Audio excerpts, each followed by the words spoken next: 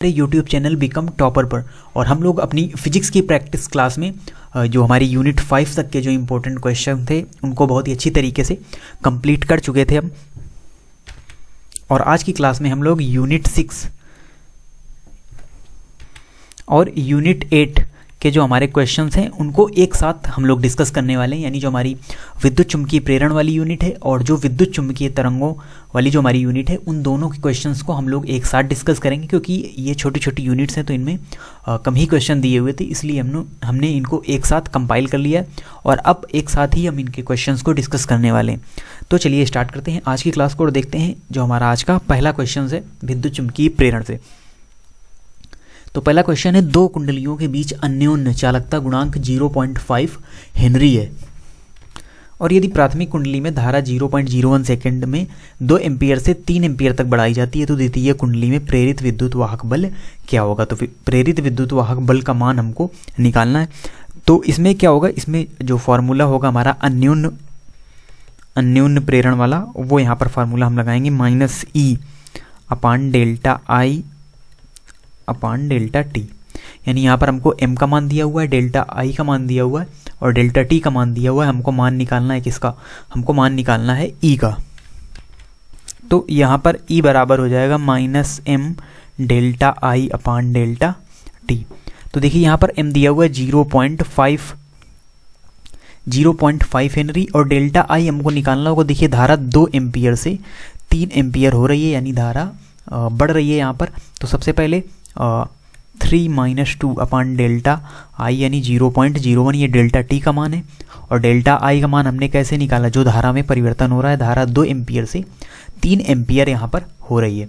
तो इसके बाद क्या होगा 0.5 और ये यहाँ पर ये 3 - 2 हो जाएगा 1, यानी 0.5 × 1 अपान 0.01। तो यहाँ से दशमलव हटेगा और ऊपर 2 जीरो बढ़ेंगे और 1 दशमलव ये हो जाएगा, तो 50 वोल्ट इस वाले क्वेश्चंस का हमारा आंसर आ जाएगा। क्वेश्चन नंबर यानी ऑप्शन नंबर बी 50 वोल्ट। तो फार्मूला आपको याद रखना है, इस वाले फार्मूले से यहाँ पर हम मान निकालेंगे। फिर दूसरा क्वेश्चन है, दो कुंडलियों का अन्योन्य प्रेरण गुणांक किस पर निर्भर करता है। तो किस पर, जो दो कुंडलियों के बीच अन्योन्य प्रेरण गुणांक होता है जिसे m से डिनोट किया जाता है, वो किस पर डिपेंड नहीं करता है। नहीं शब्द पर आपको ध्यान देना है। तो देखिए स्वप्रेरण गुणांकों पर बिल्कुल डिपेंड करता है, उनके बीच की दूरी पर भी डिपेंड करता है अन्योन्य प्रेरण, और उनके बीच भरे जो माध्यम होता है उस पर भी अन्योन्य प्रेरण गुणांक जो है डिपेंड करता है। लेकिन उनके प्रतिरोधों पर जो अन्योन्य प्रेरण गुणांक है वो कुंडलियों के प्रतिरोधों पर डिपेंड नहीं करता है और इसीलिए इसका जो ऑप्शन नंबर डी है वो एकदम करेक्ट होगा, क्योंकि यहाँ पर पूछा गया है किस पर डिपेंड नहीं करता अन्योन्य प्रेरण गुणांक। तो ये हमारा क्वेश्चन नंबर 2 होगा। क्वेश्चन नंबर 3 है, 1 मीटर लंबाई की धातु की एक छड़ अपने सिरे पर 5 रेडियन पर सेकंड के कोणीय वेग से ऊर्ध्वाधर तल में घुमाई जाती है। यदि पृथ्वी के चुंबकीय क्षेत्र का क्षैतिज घटक 0.2 × 10⁻⁴ टेस्ला है तो दोनों सिरों के बीच विद्युत वाहक बल का मान ज्ञात कीजिए। देखिए यहाँ पर फार्मूला ये दिया हुआ है, E बराबर ½ B⍵L²। तो इसी फार्मूले में हमको केवल और केवल यहाँ पर मान रख देना है। तो B का मान है 0.2 × 10⁻⁴ इंटू ओमेगा, यानी कोणीय वेग होता है ओमेगा, तो ये इसका मान है 5 और जो L² है तो यानी 1 का स्क्वायर 1 1 हो जाएगा।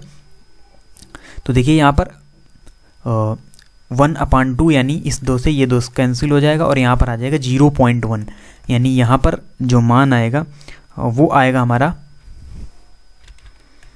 5 × 10⁻⁵ वोल्ट। लेकिन यहाँ पर ऑप्शन क्या दिए हुए हैं, यहाँ पर ऑप्शन दिए हुए हैं मिली वोल्ट में और उसके बाद माइक्रो वोल्ट में भी। तो यहाँ पर देखिए 10⁻�6 माइक्रो होता है, तो यहाँ से हम बना लेंगे तो ये आ जाएगा 50 माइक्रो वोल्ट, यानी इसका सही आंसर होगा option number D 50 micro volt. देखिए आपको जो ये मान है वो चेंज करने भी आने चाहिए, क्योंकि कभी कभी ऑप्शन जैसा आप आंसर निकालते हैं, जैसा कैलकुलेशन के बाद आप आंसर निकालते हैं तो ऐसा नहीं होता है, इसीलिए आपको मान बदलना भी आना चाहिए। क्वेश्चन नंबर 4 है, हेनरी प्रति मीटर किसका मात्रक है। तो जो हेनरी प्रति मीटर होता है वो चुंबकशीलता का मात्रक है। चुंबकशीलता का मतलब जो म्यू0 है उसका मात्रक होता है हेनरी प्रति मीटर। तो ये बात भी आपको याद रखनी है। बढ़ते हैं अगले क्वेश्चन की ओर।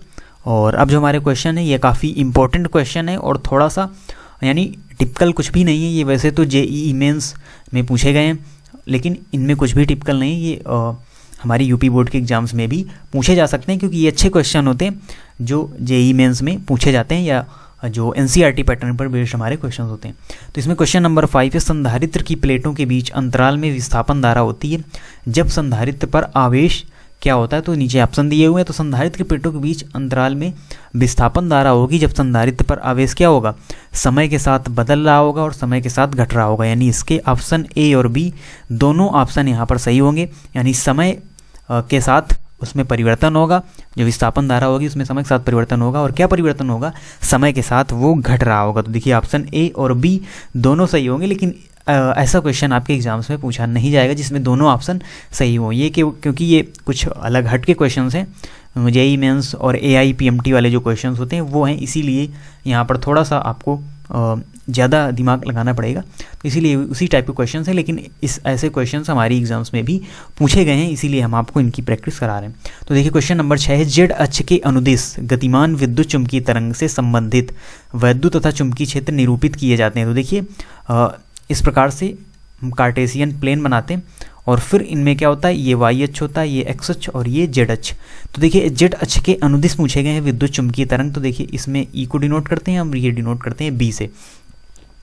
तो ये आई कैप होता है, ये होता है जे कैप और ये के कैप। तो देखिए ऐसा समीकरण हमारा बी नंबर समीकरण है, ई वेक्टर बराबर ई नाट आई कैप और बी वेक्टर बराबर बी नाट जे कैप। तो ऑप्शन नंबर बी यहाँ पर सही होगा, क्योंकि समीकरण को इस प्रकार से निरूपित करना है।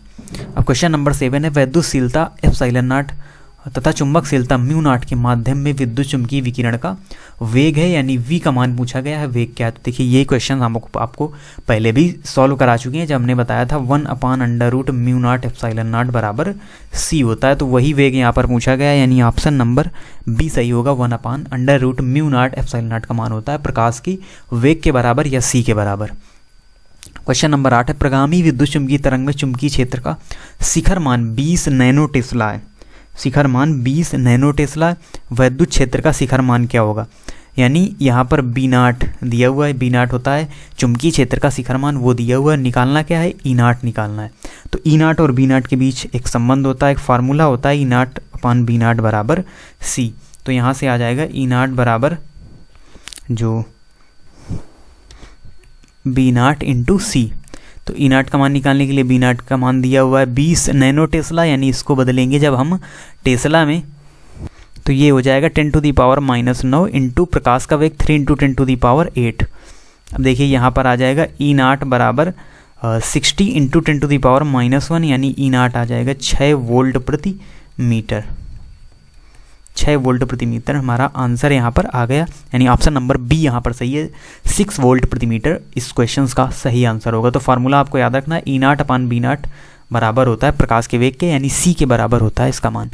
क्वेश्चन नंबर 9 की ओर हम बढ़ते हैं, किसी समय टी पर एक कुंडली से संबद्ध चुंबकीय फ्लक्स, ये मान दिया हुआ समीकरण के रूप में, और टी बराबर 2 सेकेंड पर प्रेरित विद्युत वाहक बल का मान निकालना है। तो यहाँ पर देखिए एक न्यूमेरिकल है और इसमें जो आपका फार्मूला लगेगा, यानी यहाँ पर आपको फार्मूला लगाना है ई बराबर minus delta phi upon delta t. तो देखिए डेल्टा फाई का मतलब है यहाँ पर हमको पहले जो फाई है उसका अवकलन करना होगा।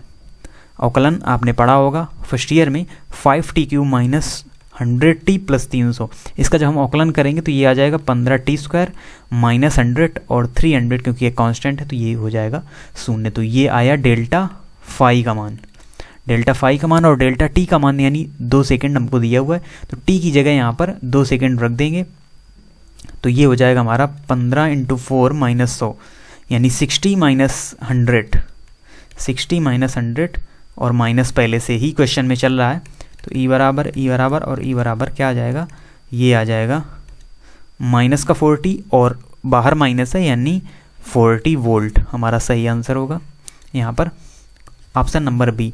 तो देखिए बहुत ही ज़्यादा यहाँ पर आपको ध्यान रखना है, फार्मूला आपको याद रखना है, ई बराबर minus delta phi upon delta t होता है, क्योंकि दोनों ही कन्फ्यूजिंग जो ऑप्शन है वो दिए हुए हैं, ए नंबर और बी नंबर। यानी अगर आपने माइनस 40 वोल्ट कर दिया तो ये क्वेश्चन आपका पूरी तरीके से गलत हो जाएगा। तो इसीलिए माइनस का आपको खास ध्यान रखना है, माइनस पहले से भी है क्वेश्चन में, और जो हमारा सॉल्यूशन निकल रहा है उसमें भी माइनस आ रहा है, इसीलिए माइनस माइनस दोनों चीज़ें क्या हो गई, प्लस हो गई। तो ये बात आपको इसमें याद रखनी है। और इस टाइप के जो क्वेश्चन होते हैं समीकरण में, तो उनमें पहले अवकलन करना होता है, फिर टी का मान उसमें रखना होता है। तो देखिए ये क्वेश्चन नंबर जो 10 है वो भी सेम है, लेकिन इसमें क्या निकालना है, इसमें प्रेरित धारा का मान निकालना है। तो इसमें भी सबसे पहले हमको ई का मान चाहिए, तभी हम यहाँ पर जो आई है उसका मान निकाल सकते हैं ई और आर की सहायता से। तो देखिए यहाँ पर भी सबसे पहले हमको क्या करना होगा, यहाँ पर भी हमको इसका अवकलन करना होगा। तो देखिए 6t स्क्वायर है -5t, तो ये हो जाएगा 12t - 5। अब यहाँ पर हम t का मान रखेंगे, तो जो e बराबर आ जाएगा हमारा माइनस, और डेल्टा t का मान क्या हुआ 0.25 है, तो यहाँ पर हम क्या रखेंगे 0.25 -5। तो यहाँ पर हमारा e आ जाएगा 3 - 5 और माइनस बाहर है, यानी e बराबर आ जाएगा 2 वोल्ट। लेकिन तो हमको क्या निकालना है, हमको निकालना है प्रेरित धारा का मान। तो देखिए होता है I बराबर E अपान आर, जैसे होता है I बराबर V अपान आर, यानी V बराबर IR से, उसी प्रकार से जो E है वो विभवांतर के ही बराबर है, यानी विद्युत वाहक बल अपान जो प्रतिरोध दिया हुआ है। तो देखिए I का मान क्या आ जाएगा 10 ओम, ये देखिए मान हमारा दिया हुआ है प्रतिरोध का 10 ओम, तो 10 ओम मान हम रख देंगे, तो ये आ जाएगा 0.2 एम्पियर, और यही हमारा करेक्ट आंसर होगा, ऑप्शन नंबर ए।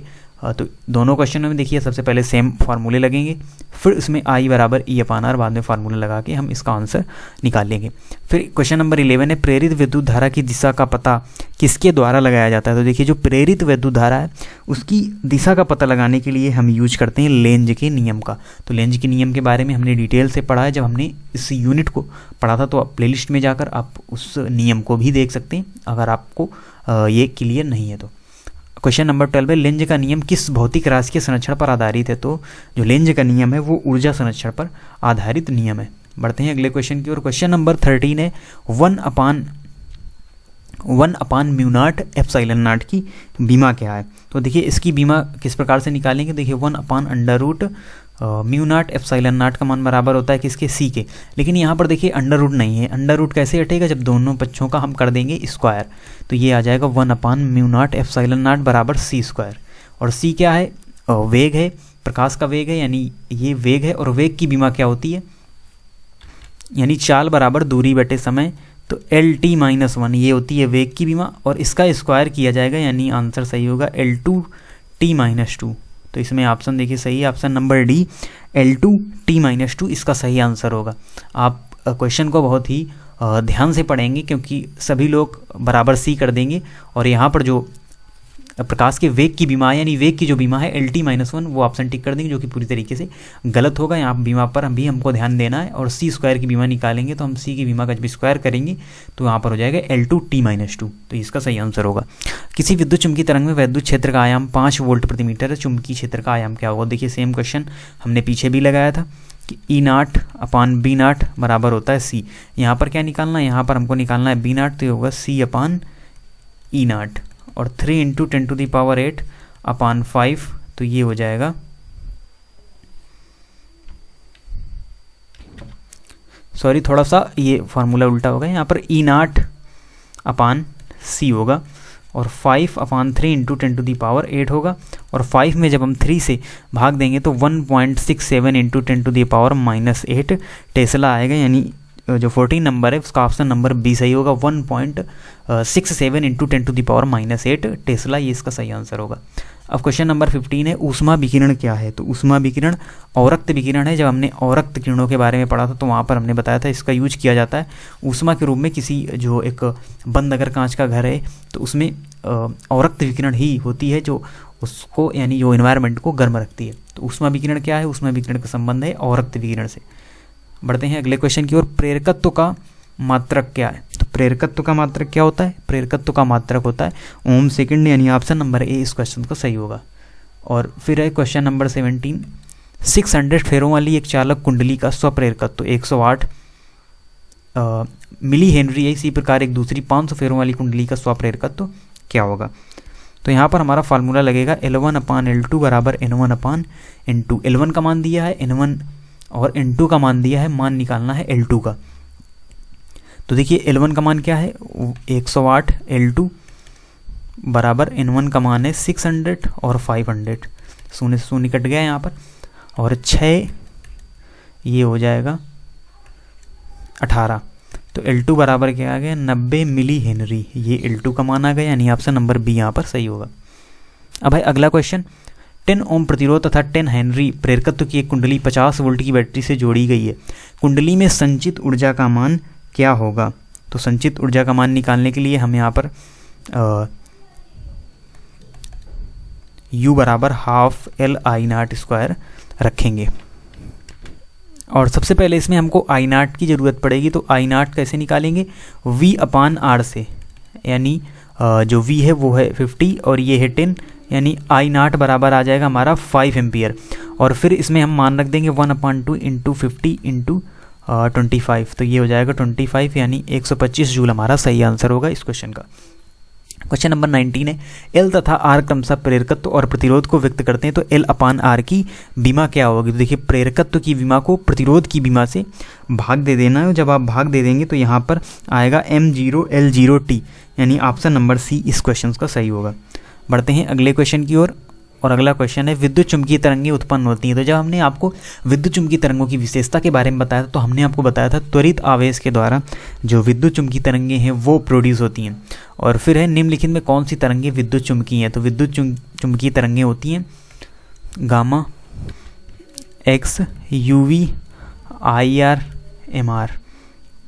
तो ये सभी विद्युत चुम्बकीय तरंगें होती हैं। लेकिन यहाँ पर देखिए चारों ऑप्शन आपको डिफरेंट दे दिए गए, इनमें कोई भी ऑप्शन आपको नहीं दिया गया कि गामा रेज की, अवरक्त रेज की, इंफ्रारेड की, माइक्रो की, रेडियो, कोई भी वेव्स आपको यहाँ पर ऑप्शन में नहीं दी गई है। तो अब आपको थोड़ा सा कॉमन सेंस लगाना होगा। ध्वनि तरंगें, जल तरंगें, रस्सी में उत्पन्न तरंगें या ऊष्मा तरंगें, कौन सी आपको विद्युत चुम्बकीय लग रही है? तो देखिए हमने पढ़ा था इंफ्रारेड यानी अवरक्त तरंगों के बारे में, जो कि ऊष्मा विकिरण है। तो यहाँ पर ऊष्मा तरंगें ही विद्युत चुम्बकीय तरंगें, क्योंकि ऊष्मा तरंगें अवरक्त विकिरण से उत्पन्न होती हैं, और अवरक्त विकिरण एक विद्युत चुम्बकीय तरंग है। इसीलिए जो निम्न में जो 4 ऑप्शन दिए हुए हैं उनमें ऊष्मा तरंगें ही विद्युत चुम्बकीय तरंग होगी।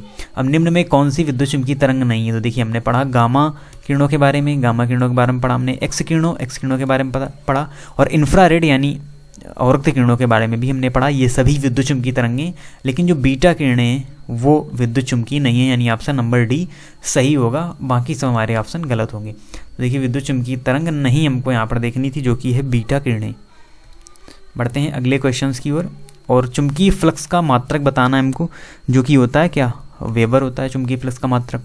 चुम्बकीय फ्लक्स को फाई से डिनोट किया जाता है, फाई बी, और वैद्युत फ्लक्स फाई ई। तो इन दोनों में आपको डिफरेंस याद रखना है। चुंबकीय क्षेत्र में रखे एक तार के लूप में गुजरने वाला चुंबकीय फ्लक्स किस पर निर्भर नहीं करता, किस पर डिपेंड नहीं करता? तो देखिए जो चुंबकीय फ्लक्स होता है वो लूप की आकृति पर डिपेंड नहीं करता, क्योंकि फाई बराबर होता है BA cos थीटा। देखिए क्षेत्रफल दिया हुआ है उस पर डिपेंड करेगा, B यानी क्षेत्र की तीव्रता पर भी डिपेंड करेगा, और लूप के अभिविन्यास पर भी डिपेंड करेगा, लेकिन लूप की आकृति पर जो चुंबकीय फ्लक्स है यानी जो फाई बी है वो डिपेंड नहीं करता। इसीलिए ऑप्शन नंबर ए यहाँ पर सही होगा पूरी तरीके से। अब देखिए दो और न्यूमेरिकल्स हैं छोटे छोटे। तो इसमें क्या है, एक कुंडली से बद्ध चुंबकीय फ्लक्स 0.1 सेकंड में 1 वेबर से 0.1 वेबर कर दिया जाता है, तो प्रेरित विद्युत वाहक बल क्या होगा? तो यहाँ पर भी आपको वही फार्मूला लगाना है जो हमने आपको बताया था, यानी E बराबर minus delta phi upon delta t. अब यहाँ पर फ्लक्स में परिवर्तन हो रहा है, यानी 1 वेबर से 0.1 वेबर किया जा रहा है, तो 0.1 माइनस 1 अपान 0.1। तो देखिए 0.1 में जब हम 1 को घटाएंगे तो ये हो जाएगा 0.9 अपान 0.1, यानी आ जाएगा 9 वोल्ट। यानी ऑप्शन नंबर ए इसका सही होगा 25 नंबर का। और इसी प्रकार से इसी क्वेश्चन से जुड़ा हुआ नीचे क्वेश्चन है जिसमें हमको प्रेरित आवेश Q का मान निकालना है, तो और R भी हमको दिया हुआ है। तो इसी प्रकार से हम इस क्वेश्चन को भी सॉल्व कर लेंगे और इसका ऑप्शन नंबर सी आपका सही आंसर होगा। तो इसको आप आगे लगा सकते हैं। सेम फार्मूला इसमें भी लगेगा, प्रतिरोध दिया हुआ है, सिर्फ और सिर्फ आपको जो प्रेरित आवेश है उसका मान निकालना है, तो आप इसको निकालेंगे। तो इस प्रकार से हमारे जो क्वेश्चन है 26 क्वेश्चन हमने कंप्लीट किए, जो कि रिलेटेड थे यूनिट 6 + 8 से। यानी जो हमारी यूनिट 6 थी विद्युत चुम्बकीय प्रेरण, और जो हमारी यूनिट 8 थी विद्युत चुम्बकीय तरंगें, दोनों के क्वेश्चन को हमने एक साथ कंपाइल करके उनके बारे में स्टडी किया, अच्छी तरीके से उन क्वेश्चन को समझा। कुछ न्यूमेरिकल से हमारे, कुछ थ्योरेटिकल क्वेश्चन थे, सभी को अच्छी तरीके से हमने सॉल्व किया। और जो यूनिट 7 है प्रत्यावर्ती धारा से रिलेटेड जो हमारी यूनिट है उसके क्वेश्चन होंगे वो हम अगली क्लास में डिस्कस करेंगे। तो इस प्रकार से हमारी जो यूनिट 1 से यूनिट 8 तक के सभी जो क्वेश्चन हैं वो पूरी तरीके से कंप्लीट हो जाएंगे। देन फिर आगे के बचे हुए जो क्वेश्चन हैं उनको भी हम सॉल्व करते हुए चलेंगे। तो आप इसी तरीके से चैनल से जुड़े रहिए। और इससे रिलेटेड जो पीडीएफ है वो आपको पहले ही दे दी गई है, क्लास के पहले ही आपको पीडीएफ अवेलेबल करा दी गई थी टेलीग्राम चैनल पर। तो पहले आप वहाँ से प्रैक्टिस कर सकते हैं और फिर आप यहाँ से उनके सॉल्यूशन भी देख सकते हैं। तो मिलते हैं आपसे नेक्स्ट क्लास में नई यूनिट के साथ, यानी प्रत्यावर्ती धारा के क्वेश्चन हम उसमें डिस्कस करेंगे। तो इसलिए आपका वर्क ये रहेगा कि आप सबसे पहले इन क्वेश्चन को अच्छी तरीके से समझें, सॉल्व करें, और उसके बाद आप जो प्रत्यावर्ती धारा वाली यूनिट है उनके वीडियोस हमारी प्लेलिस्ट से देख सकते हैं, आप बुक से भी पढ़ सकते हैं। तो आप उस यूनिट को अच्छी तरीके से तैयार करें और उनके जो क्वेश्चन होंगे वो भी आपको टेलीग्राम चैनल पर उनकी भी सीट अवेलेबल करा दी जाएगी। तो आप इसी तरीके से चैनल से जुड़े रहिए। मिलते हैं आपसे नेक्स्ट क्लास में, तब तक के लिए धन्यवाद।